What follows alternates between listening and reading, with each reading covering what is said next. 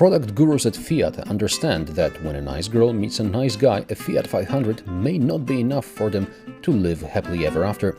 In lives of most couples, there comes a time when they start a family and are forced to trade in their small, often two-door car for something more sensible to accommodate the growing household, but at the same time, something not so big that it requires satellite guidance to park. Here's the new kid on the B-mpv block, which will compete against the likes of Ford B-Max. Fiat 500L has very little in common with the Fiat 500 introduced to the market in 2007. Probably even less than Mini and Mini Countryman, because over there at least you can see some resemblance. The L stands for large, and the car is very large indeed.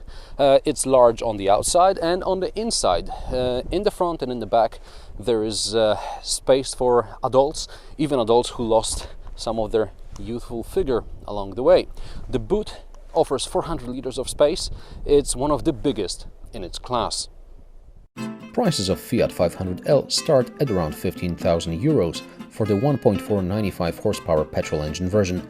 This test model, with a few extras, costs about 2,000 euros more. I'd probably add around 500 euros or so for things like an armrest or lumbar support.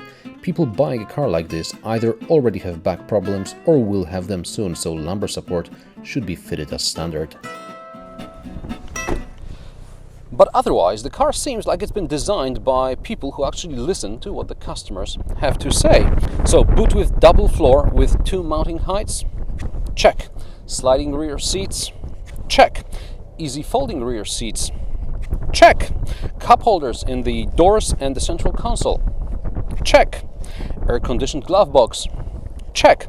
Perhaps when the clients were talking about the car looks, the designer went to the loo, but otherwise it's a very sensible car indeed. And then the Fiat 500L is rather tall, so it's easy to place your little bundles of joy inside. And a little task for you. Go to the dealership. Imagine this car is dirty and you want to go into a car wash. But before you go into a car wash, you have to remove this antenna on the roof. Imagine that this car is dirty and you don't want to touch it. Remove the antenna in such a way that you don't touch the car, but you also don't break your leg. Good luck! The first driving experience from the Fiat 500L is absolutely horrific. You have to drive this car for a couple of days and really get used to it. The steering is very light but also very vague.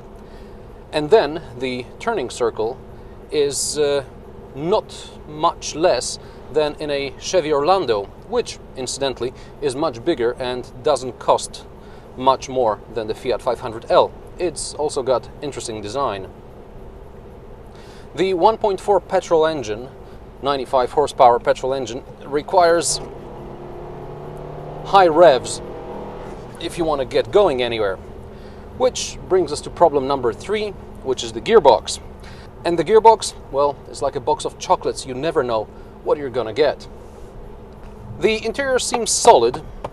The only letdown are these climate controls here, which seem like they're gonna fall off any moment. And I don't get it why the rear defroster light blinds me from between the dials, while the air recirculation light is here on the button where it's supposed to be.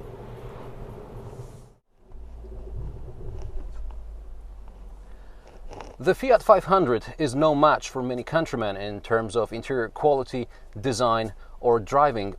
However, this car can be personalized and its spacious interior means it's worth checking out.